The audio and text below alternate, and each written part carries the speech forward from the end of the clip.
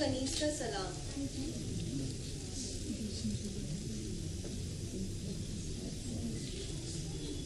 हम जानना चाहते हैं हमारे हरम में किस कोने से नाफरमानी की बू आ रही है। हमें सही सही हाल बयां किया जाए। बादशाह सलामत का इकबाल बुलंद रहे।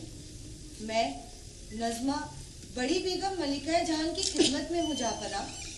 और तो सब ठीक है, लेकिन जब से उनके अब्बा जान, आपके चचा जान व बाद में ससुर जलालुद्दीन खिलजी, उनके बेटों व बेगमों का कत्ल हुआ है, वो गुमसुम सी रहती है। उन्हें शक है कि सल्तनत का तख्त हासिल करने के लिए ये कत्ल आपने ही करवाया है। तो वो हम पर शक करती है, हमसे बदला लेने की ख्वाहिश भी रखती होंगी। क्यों? नहीं नहीं हुजूर, ये ऐसी बयानबाजी तो हमने कभी नहीं सुनी। ठीक है, तुम अपनी बात कहो। हुजूर के कदमों में कनीज रमजा का सिर। हुजूर, मैं आपकी गुजराती बेगम कमला देवी की खिदमत में हूँ। हुजूर, मैं अपने पहले के खाबिन राजा कर्ण राय से बहुत खफा है। कहती हैं कैसा मर्द है, हमें छोड़कर भाग गया। ऐसे लोग मर्द कहलाने के लायक नहीं होते। हुजूर, उनकी एक बेटी है जो अब 14-15 साल की होगी। हुजूर, उनकी ख्वाहिश है कि उनकी बेटी उनके पास आए।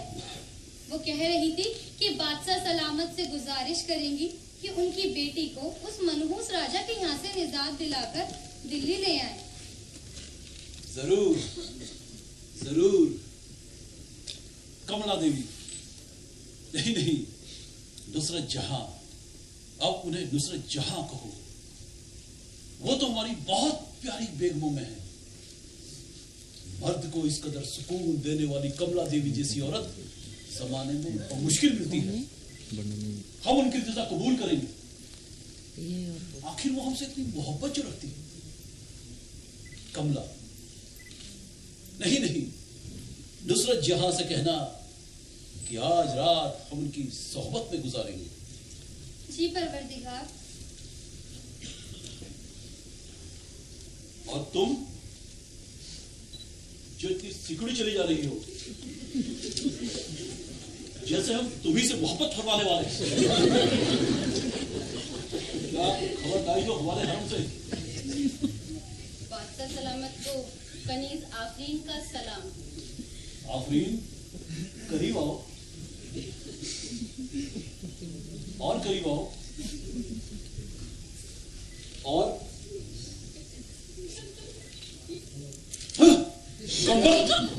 कहा है जब भी हमारे पास आओ हमारी पसंद का खुशबू वाला बेहतरीन इतना कराया करो। माफ हो जाना बना, आइंदा हुक्म की पूरी तामील होगी। हुजूर, हम बेगम छिताई की खिदमत में हैं। पहाड़ों का जिक्र आते ही वह अपने मुल्क देवगिरी को याद करने लगती है। अपने अब्बा हुजूर राजा रामचंद्र यादव को याद कर बार बार आंसू बहाती है। हुजूर, आखिर उनका मुल्क है भी तो बहुत दूर और उनकी जुबान समझने वाले यहाँ बहुत कम लोग हैं। वे अभी बहुत कमसिन और नादान हैं। पर कमाल है, बादशाह सलामत की मोहब्बत का जायका चखने के बाद भी उन्हें अपने मुल्क और अपने अब्बा हुजूर का ख्याल आता है। वो भी बहुत कमसिन है। खूबसूरत औरत के नखरे तो वाजिब ही होते हैं। छिताई बहुत खूबसूरत है, हो भी क्यों ना हमारी बेगम जो है। दुनिया की हर खूबसूरत औरत को हमारे हरम में होना ही चाहिए। हुजूर, कई दूसरी बेगमें कहती है कि हमें तो केवल एक ही बार जहांपनाह की मोहब्बत नसीब हुई। इस दहकती जवानी का क्या करें जिसे मोहब्बत की बारिश ही नसीब ना हो। बारिश भी होगी, सावन को तो आने दो। गुजरात की रुई का पोहा कमला देवी, देवगिरी के रामचंद्र की लाडली कमसिन छिताई हमारे हरम की रौनक है। और अब क्या हिंदुस्तान के शाही घराने खूबसूरत जवानों से खाली हो गए हैं? अलाउद्दीन जितना सख्त है उतना ही खूबसूरत जवानियों का शौकीन भी। हुजूर, आपके सिपह सलार मलिक काफूर एक जंग का जिक्र कर रहे थे जो हाल ही में एक बहुत खूबसूरत औरत के लिए लड़ी गई है। कौन है वो? कौन है वो खूबसूरत बला? हुजूर, ये तो हमें भी नहीं पता, लेकिन उनकी खूबसूरती के किस्से जरूर हमने भी सुने हैं। ठीक है, तुम जा सकती हो। और सुनो, हरम की एक एक औरत पर कड़ी नजर रखो। किसी मर्द की सोहबत में कोई औरत पाई गई तो उसकी तो बोटी बोटी हम करेंगे ही, उसके साथ साथ तुम्हारी इस गोरी चमड़ी को जिंदा ही जिस्म से करवा देंगे। जाओ।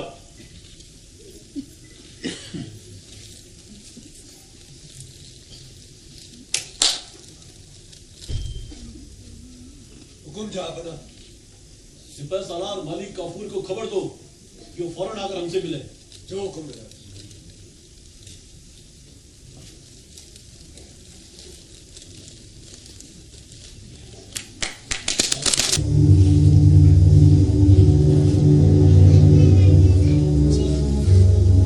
हिंदुस्तान के सुल्तान को मेरा सलाम। क्या खबर लाए हो? जहां बना, आपने बिल्कुल ठीक सुना था। पूरे मुल्क में आजकल रानी पद्मिनी के हुस्न के चर्चे। हर राजा रानी पद्मिनी को पाने के लिए बेचैन है। क्या हुस्न की उस बला को तुमने अपनी आंखों से देखा है? जी जहां बना, मैंने उन्हें काफी दूर से देखा, पर फिर भी मुझे उनकी खूबसूरती का एहसास हो गया था। मैंने उनकी एक नौकरानी को इनाम के बदले उन्हें मेरे नजदीक तक लाने के लिए कहा था, पर बदनसीबी कि वो मेरे ज्यादा करीब तक ना आ पाई। पर हुजूर, जो कुछ भी हमने देखा, हमें यकीन हो गया कि वो जमीन पर उतरी हुई कोई जन्नत की हूर है। वैसे उनकी उस नौकरानी को हम दिल्ली ले आए हैं ताकि यहाँ बना उसकी जुबान से पूरा हाल सुन सकें। इनाम इकराम का लालच पाकर वह मोहतरमा आपकी सल्तनत तक आ गई है। जहां बना का हुक्म होगा तो उसे आपके सामने पेश किया जाएगा। इसका साफ साफ मतलब है कि हमने रानी पद्मिनी की खूबसूरती के बारे में जो कुछ भी सुना वो बिल्कुल ठीक है। हमारा दिल तो कहता है कि हमने जो कुछ सुना उससे ज्यादा ही होगी। और सुनो, जिस औरत को अपने साथ लेकर आया हूं उसे हमारे रूबरू पेश किया जाए। हम उसे पद्मिनी की खूबसूरती के बारे में ज्यादा बारीकी से सुनना चाहते हैं। जो हुक्म हो जहां बना।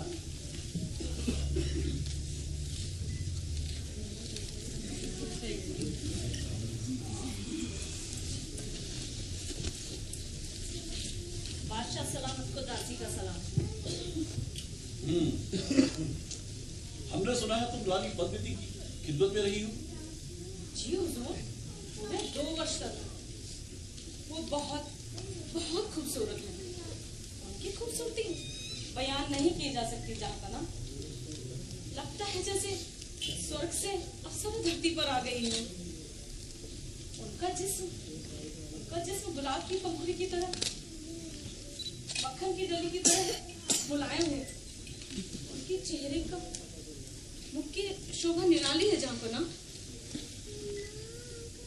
उनके चेहरे से नजरें हटाने का दिल ही नहीं करता जहां पर ना। उनका तराशा हुआ जिस्म, हिरनी की तरह प्यारी प्यारी आंखें। भगवान ने उनको बढ़ने में कोई कसर नहीं की जहां पर ना। क्या कभी उन्होंने दिल्ली के सुल्तान के बारे में सुना और तुमसे कोई गुफ्तगू की? दिल्ली के बादशाह के बारे में तो पूरे हिंदुस्तान में चर्चा है जहां पर ना, पर आपके बारे में उन्होंने कभी कोई चर्चा नहीं की। हाँ, राजा रतन सिंह जो उनके पति हैं, उनसे वो बहुत प्यार करती हैं। बस उन्हीं के बारे में पूछती रहती हैं। राजपूतों की आन बान के किस्से उन्हें खूब भाते हैं जहां पर ना। ठीक है, तुम अपना इनाम लेकर वापस चित्तौड़ चली जाओ। हमें फिर तुम्हारी मदद की वहां पर जरूरत पड़ेगी। जी जहांपना।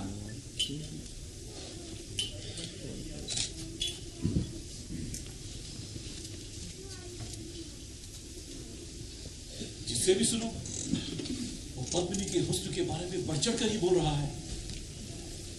आखिर कैसी होगी वो?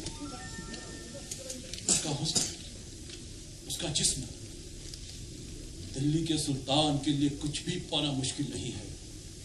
अगर पद्मिनी आसानी से यहां तक चली आए तो ठीक, वरना जबरदस्ती लाई जाएगी। अलाउद्दीन के हरम में ऐसी खूबसूरत औरत होनी ही चाहिए। गुस्ताखी माफ हो जहांपना। हुजूर, मलिक काफूर तशरीफ लाए। आने दो, हम उनकी गुजारी में हैं। जो हुकुम।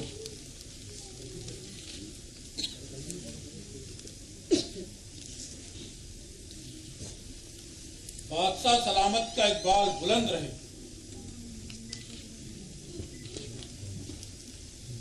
आओ आओ मलिक काफूर, हम बड़ी बेसब्री से आपका इंतजार कर रहे हैं। क्या खबर लाए हो? हुजूर, हमने मेवाड़ की रानी पद्मिनी के बारे में पूरी जानकारी हासिल कर ली। बेशक वे बहुत खूबसूरत हैं। उनकी खूबसूरती के किस्से पूरे हिंदुस्तान में हैं। जहांपना, अभी कुछ महीने पहले कुंभलगढ़ के राजा देवपाल ने रानी पद्मिनी को पाने की ख्वाहिश से चित्तौड़ पर हमला कर दिया था। दोनों फौजों में जबरदस्त जंग हुई। चित्तौड़ की फौज खुद वहां के राजा रतन सिंह की कमान में थी। कुंभलगढ़ के जाबाज चित्तौड़गढ़ की फौज के आगे टिक न सके और उनका राजा देवपाल राजा रतन सिंह के हाथों हलाक हुआ। सिपह सालार, कुछ ऐसी तजवीज करो कि राजा रतन सिंह बिना जंग के ही रानी पद्मिनी को हमारे हवाले कर दे। जहांपना, ये नामुमकिन है। राजपूत कौम इतनी खुददार होती है कि वो किसी भी सूरत हाल में हमारी। मलिक काफूर, आप हिंदुस्तान के बादशाह से बात कर रहे हो। राजा रतन सिंह से कहो कि रानी पद्मिनी को हमारे हवाले करे। उसने ऐसा नहीं किया तो हम उसकी पूरी रियासत को बर्बाद कर देंगे। गुस्ताखी माफ हो जहांपना। चित्तौड़ पर जंग से पहले हमें आसपास के राजाओं को अपनी ओर मिलाना होगा, क्योंकि ये मिसला ज्यादा नाजुक है। रानी पद्मिनी को लेके दूसरे राजपूत राजा कौम की इज्जत का हवाला देके रतन सिंह का साथ दे सकते हैं। मलिक काफूर, हमें हर हाल में रानी पद्मिनी चाहिए, और वो हमें कैसे मिले ये तुम्हें सोचना है। जहांपना, चित्तौड़ पर जंग से पहले हमें कुछ वक्त चाहिए, जिससे हम अपनी कार्रवाई को ठीक से अंजाम दे सकें। आखिर कितना वक्त चाहते हैं आप? क्या इसमें पूरी जिंदगी लगेगी? हुजूर, दिल्ली से एक बड़ी फौज को चित्तौड़ तक लाना बड़ा मुश्किल होगा। वहीं शाही खजाने पर भी इसका भारी असर पड़ेगा।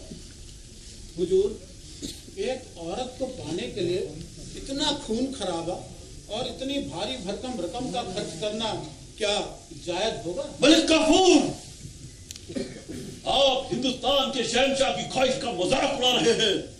हुक्म की तामील हो। राजा रतन सिंह से कहो कि रानी पद्मिनी को हमारे हवाले करे। उसने ऐसा नहीं किया तो मिटा दो उसकी रियासत को, फूंक दो उसकी रियासत को। इस जंग की कमान खुद हमारे हाथ में रहेगी। जो हुक्म जहांपना।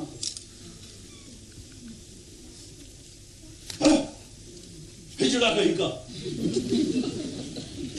एक हिजड़ा क्या जाने खूबसूरत औरत कितनी बेशकीमती होती है। हुस्न की कीमत तमाम दौलत से कहीं ज्यादा है। हम पद्मिनी को पाने के लिए अपनी पूरी रियासत की बाजी लगा देंगे।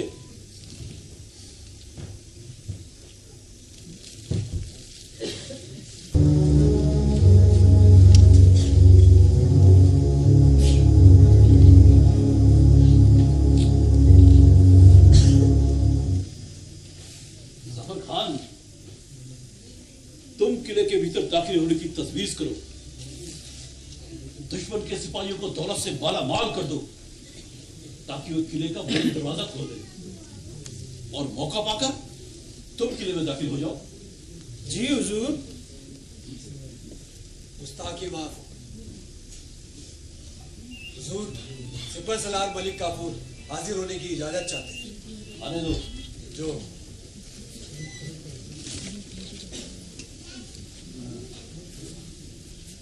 बादशाह सलामत को सलाम करता हूँ।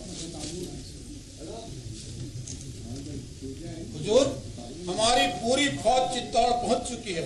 अब आगे के लिए हुक्म। जिस तरह भी हो राजा रतन सिंह को काबू में करना है और रानी पद्मिनी को सीधा दिल्ली लेकर चलना है। हम अपने मकसद में कैसे कामयाब हों, इस तरह की चालें चलनी है। दौलत को बिछा दो और दुश्मन के लोगों को अपनी तरफ मिला दो। हुजूर, ये राजपूत कौम है, अपने राजा के खिलाफ जाना इनके जहन में नहीं है। फिर भी हम कोशिश करेंगे बिना खून खराबे के यही काम हो जाए।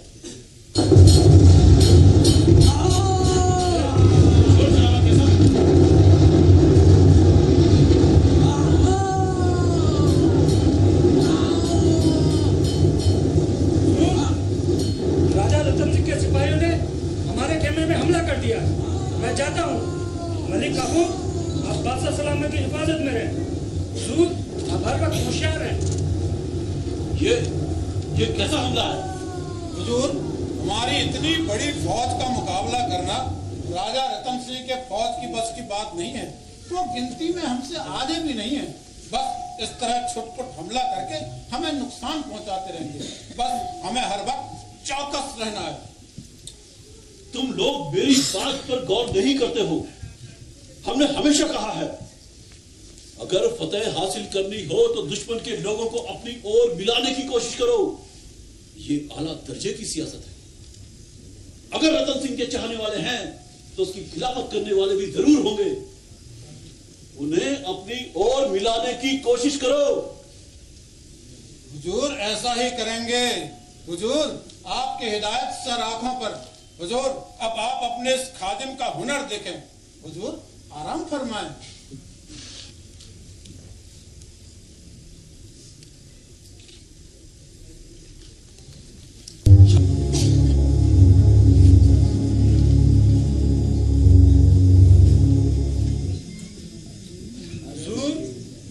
चित्तौड़ पर घेरा डालने में 3 महीनों का वक्त हो गया है। दुश्मन ने छापामारी से हमारा बहुत नुकसान किया है। किले पे कब्जा करना बहुत मुश्किल है। गर्मी भी दिन ब दिन बढ़ती जा रही है। हुजूर, हमारी फौज यहाँ की गर्मी बर्दाश्त नहीं कर पाएगी। हमें कुछ तजवीज निकालनी होगी। किले की दीवारों को ढा दो। सुल्तान, पहले तो किले की पहाड़ी पर चढ़ना ही बहुत मुश्किल है। फिर किले के बुर्ज पर हर वक्त तीरंदाज है। किले की दीवार तक पहुंचने से पहले ही हमारे सिपाही खत्म कर दिए जाएंगे। किले की दीवारें बहुत मोटी और मजबूत है। सुल्तान, ये नामुमकिन है। तो तुम चाहते क्या हो? हम दिल्ली वापस लौट जाएं, अपनी शिकस्त कबूल कर ले? नहीं हुजूर। हुजूर, एक मशवरा है। क्यों ना राजा रतन सिंह से सुलह की पेशकश की जाए और पद्मिनी को छोड़ दे। क्यों? नहीं हुजूर, फिल वक्त हम शर्त रखें कि राजा हमारे सुल्तान को पद्मिनी को एक बार दिखा दें तो हम लौट जाएंगे। और वो मान जाएगा? मानेगा क्यों नहीं हुजूर। इतने महीनों के घेरे से वो भी तो परेशान हो गया होगा। हम अपनी तरफ से उसे पैगाम भेजेंगे और उसे यकीन दिलाएंगे कि हमारे सुल्तान अपने 10-15 सिपाहियों के साथ बिना हथियार के किले में दाखिल होंगे। वो रानी पद्मिनी के हुस्न के कायल हैं, इसलिए एक दोस्त की हैसियत से उन्हें एक नजर देखने की हसरत रखते हैं। सुलह की इस पेशकश के पूरा होने से दोनों खेमों की इज्जत रह जाएगी। हुजूर, हम उसे यह भी यकीन दिलाएंगे कि हमारे सुल्तान आपकी राजपूती खुददारी को बरकरार रखेंगे। बात तो ठीक है, भेजो, पैगाम भेजो, देखते हैं क्या जवाब आता है। जनाब, 3 महीनों से किले की घेराबंदी से वह भी परेशान होंगे। और हमारी छोटी सी फरमाइश को नजरअंदाज नहीं करेंगे। अगरचे हाँ में जवाब आता है तो फिर आगे? फिर बाजी हमारे हाथ है हुजूर। आगे की कार्रवाई का जिम्मा आप मुझ पे छोड़ दें। बहुत खूब मलिक काफूर।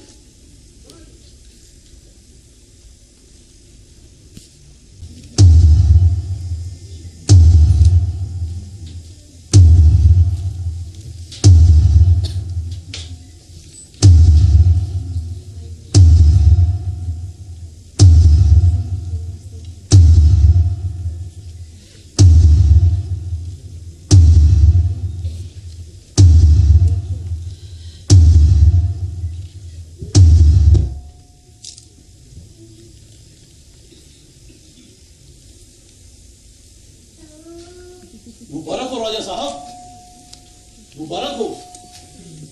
सुलह की कामयाबी पर बहुत बहुत मुबारकबाद। आज से मेवाड़ और दिल्ली सल्तनत दोस्त हुए। आज से आपकी परेशानी दिल्ली सल्तनत की परेशानी समझी जाए। आमीन आमीन आमीन आमीन।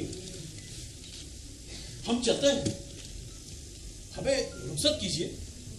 अब जब मित्रता हो ही गई है तो राजपूत मित्र की समस्या को अपनी समस्या समझता है। आपको कभी कोई आवश्यकता हो तो सूचित करें। भाई रतन सिंह, भले ही आप हम एक मां के पेट से पैदा ना हुए तो क्या, पर हैं वैसे ही सगे भाई। तेलंगाना के राजा रुद्र प्रताप देव ने हमें दुनिया का सबसे बेशकीमती हीरा कोहिनूर नजर किया था। हम चाहते हैं वो हीरा भी आपके ही पास रहे, हम उसे आपको नजर करेंगे।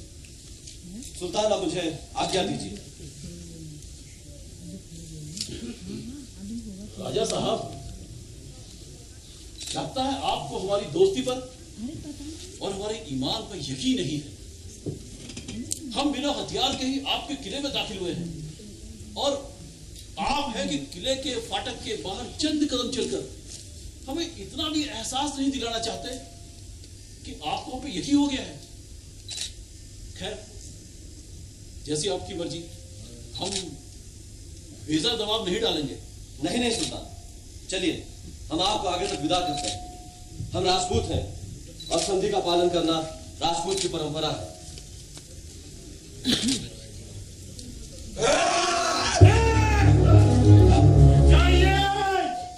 अपने राजा को ले जाने के लिए पहले रानी पद्मिनी को दे जाइए, और याद रहे ज्यादा देरी की तो राजा को चिंता नहीं पाओगे, और रानी पद्मिनी को हम ले ही जाएंगे।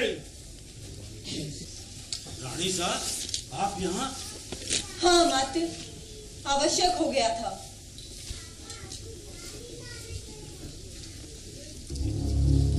क्षमा करें माते।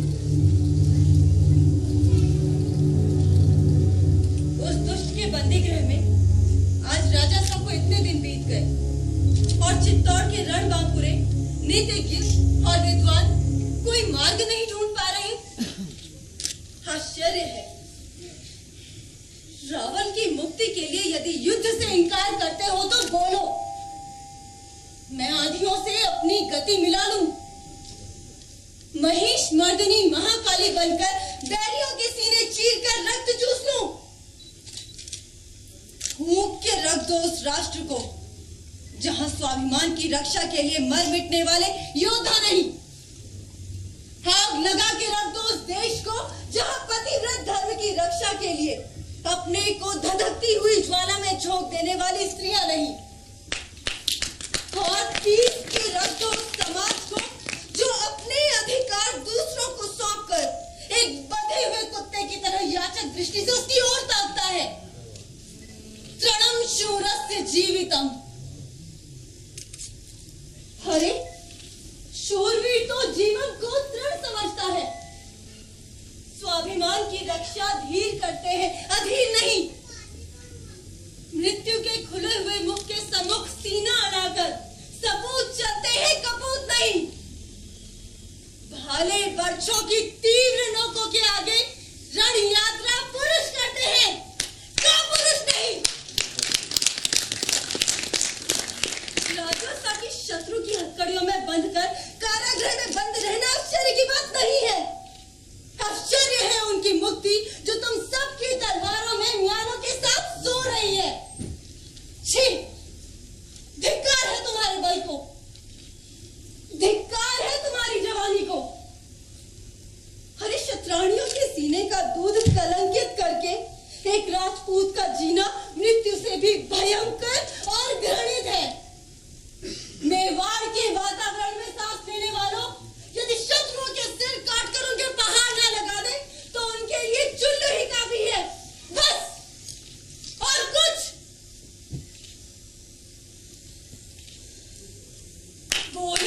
जल की वंशधरो बोलो, राणा की वंशधरो बोलो।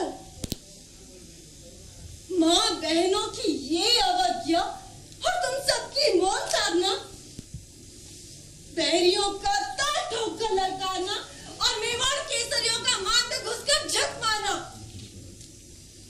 और सुन लो, किसी भी सम्राट में तो क्या, स्वयं चराचर सृजन करता ब्रह्मा देवाधिदेव विष्णु और भूताधिपति रुद्र में भी इस चित्तौड़ की प्रबल गोद से मुझे छीन लेने की शक्ति नहीं।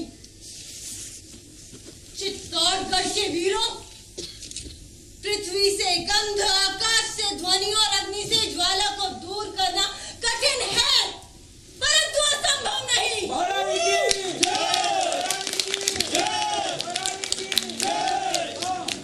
धन्य हो, हम वीर हैं किंतु अंधे हैं। माँ, आज तुमने हमें मात दिलाया है। धन्य है देवी, तू धन्य है। तू हीन, श्री और कीर्ति की तरह पवित्र और शक्ति की तरह भगवती है। निश्चय तू अपने पतिव्रत के तेज से शत्रुओं को भस्म कर सकती है। तू सिंहवासिनी की तरह शत्रुआसुर को पैरों के नीचे दबाकर चूर चूर कर सकती है और अपनी वरद भुजाओं के बल से रावण रतन सिंह को मुक्त कर सकती है, इसमें संदेह नहीं। पर माँ, गोरा और बादल के तलवारों की कब परीक्षा होगी?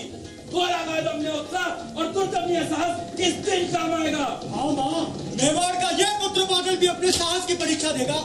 माँ, तेरे सामने गोरा और बादल बाल है, किंतु शत्रुओं के लिए काल है। माँ, तू आज्ञा दे। गोरा बादल की ये 2 ही तलवारें बैरियों को यमपुर पहुंचाने के लिए काफी है। देवी, तू संकेत कर, हम दुश्मनों के ऊपर मौत की तरह दौड़े, मेवाड़ के अपमान का बदला खून की नई बाह कर लें। हम बिजली की तरह निकले और खेती के शिविरों में आग लगा दें। आज्ञा दे देवी, आज्ञा दे। तुझे हमारी शपथ है, तुझे इस मेवाड़ की शपथ है। क्षमा कर देवी, तुझे रावण रतन सिंह की शपथ है। वीर गोरा बादल की जय, वीर गोरा बादल की जय, महारानी शाह की जय, महारानी शाह की जय। हम प्रतिज्ञा करते हैं कि राज लक्ष्मी के पतिव्रत रक्षा के लिए मार मिटेंगे। हम प्रतिज्ञा करते हैं कि हम रावण जी के लिए प्राण दे देंगे। हम सब प्राणों का उत्सर्ग कर देंगे। तुम सबकी प्रतिज्ञा मेवाड़ की परंपरा के अनुकूल है। गोरा, बादल, तुम्हारे साहस और शौर्य पर मुझे पूर्ण विश्वास है, परंतु शत्रु ने हमारे साथ छल किया है। उसने धोखे से राजा साहब को बंदी बनाया है। अतः शठे शाठ्यम समाचरित वाली कहावत को चरितार्थ करना होगा।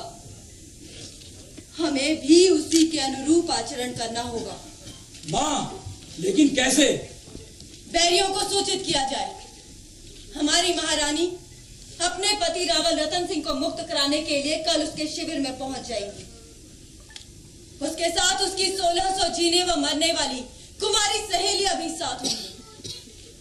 तुम्हारी राजा को मुक्त करने की शर्त पूरी होगी और रात भर में गढ़ के भीतर 1600 डोलियों को सजाओ और उनमें चुने हुए 1600 रणबांकुरे सिपाहियों को बिठाओ।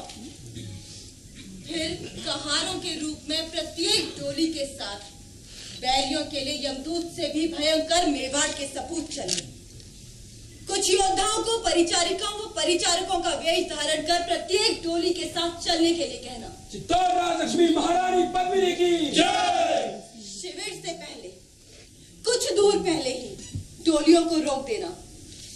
गोरा, तुम जाकर अलाउद्दीन से कहोगे कि हमारी महारानी एक घड़ी, बस अंतिम बार, अपने पति रावण रतन सिंह से मिलना चाहती हैं। वो दुष्ट निश्चय ही मिलना स्वीकार करेगा और राजा साहब को मुक्त करेगा। जैसे ही राजा साहब डोलियों तक आएंगे, उन्हें कुछ अंगरक्षकों के साथ दुर्ग तक ले जाना।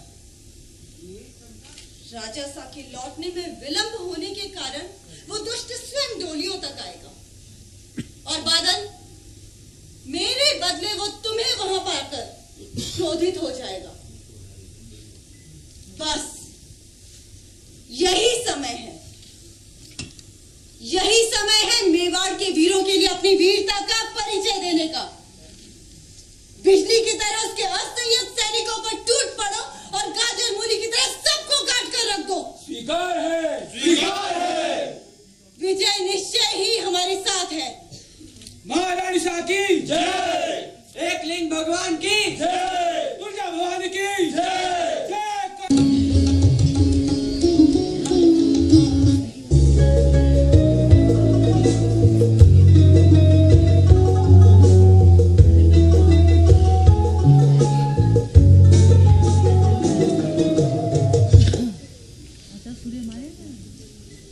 मलिक काफूर, हम तुम्हारे हुनर की दाद देते हैं। आज हम बहुत खुश हैं। ऐलान कर दो कि सब जश्न मनाएं। आखिर उनके सुल्तान की दिली मुराद पूरी जो होने जा रही है। जी जहांपना, आज वाकई बहुत खुशी का दिन है। जहांपना की खुशी में आपकी सल्तनत का एक एक आदमी खुशी से झूम उठेगा। सिपाही से लेकर सूबेदार तक इस खुशी का लुत्फ लेगा। जहांपना, आपकी होने वाली बेगम पद्मिनी ने फरमाया है कि वो आपके खेमे में दाखिल होने से पहले एक बार अकेले में राजा रतन सिंह से मिलना चाहती है। सुल्तान का क्या हुक्म है? मिलने दो, रतन सिंह को उसे मिलने दो, उसे रिहा कर दो। आखिर मल्लिका हिंदुस्तान की दिली ख्वाहिश पूरी होनी चाहिए। हमें तो बस पद्मिनी चाहिए। पद्मिनी को लेकर हम फौरन दिल्ली कूच करना चाहेंगे। बादशाह सलामत का इकबाल बुलंद। हुजूर, डोलियों के साथ आए राजपूत सरदार गोरा आपसे मुलाकात चाहते हैं। गोरा को भी आने दो। जो हुक्म।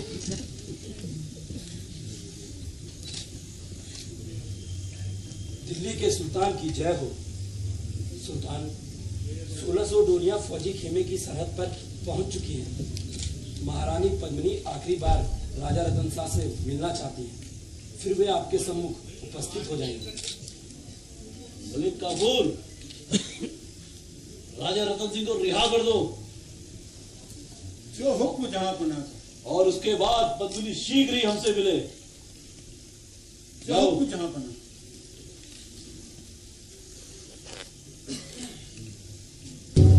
आप शीघ्रता से पीछे खड़े नीले घोड़े पर बैठकर निकल गए। हम इन सब शत्रुओं को उनकी नीच का नमन देते हैं। नहीं, मैं भी युद्ध करूंगा। क्षमा करें महाराज, आप शीघ्रता से निकले, नहीं तो हमारी सारी योजना असफल हो जाएगी। ठीक है।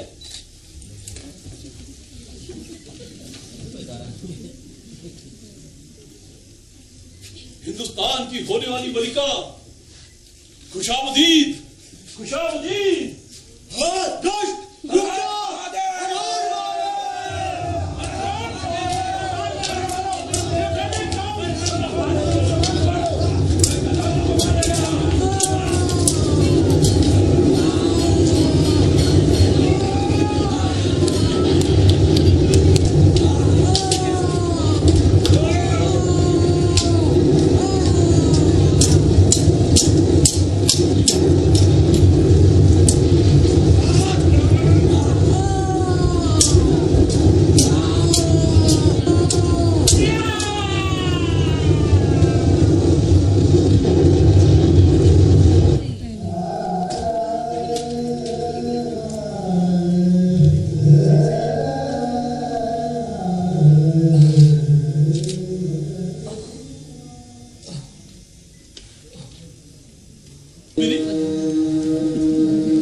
रानी पद्मिनी, कहाँ हो तुम?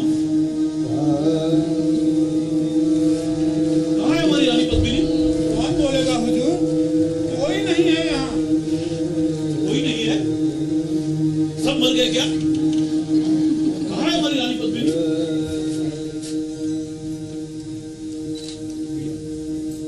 वो बुढ़िया है, वो बताएगी। मैं बुढ़िया, कहाँ है हमारी पद्मिनी? अरे पहली हो क्या? हम पूछ रहे पद्मिनी कहाँ है? हम तुम्हें माला माल कर देंगे। अरे हम पूछ रहे हमारी पद्मिनी कहाँ है? अरे सुनती नहीं हो क्या? वहां है, वहां है। क्या कह रही हो?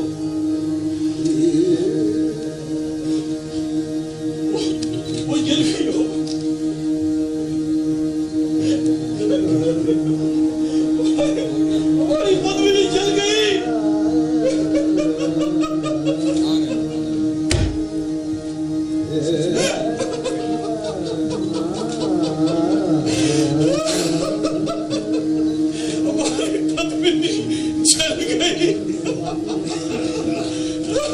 या अल्लाह, या अल्लाह। और उस हृदयहीन हत्यारे को देखकर उसके सगे संबंधी भी उसे धिक्कारने लगे। वो अपने किए पर स्वयं पछता रहा था, फूट फूट कर रो रहा था। उसके भरे परिवार में उसे चुप कराने वाला कोई नहीं था। उसकी विजय 100 हार से भी बुरी निकली। उसके सिपाही उस जिंदा मुर्दे को दिल्ली ले गए। लेकिन इसके बाद क्या हुआ किसी को पता नहीं। लेकिन उसने फिर किसी राष्ट्र के साथ ऐसा दुर्व्यवहार नहीं किया। उस सम्राट के छत्रबल कलंक का जो दाग लगा था वो आज तक नहीं धुला। आज भी हिंदू और मुसलमान दोनों उसके नाम पर थूक देते हैं। और महारानी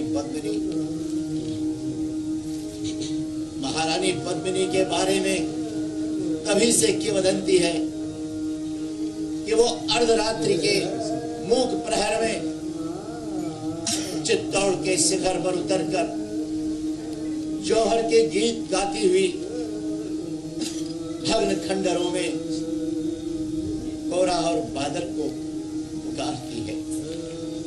उस शौर्यमयी क्षत्राणी को कोटि कोटि नमन।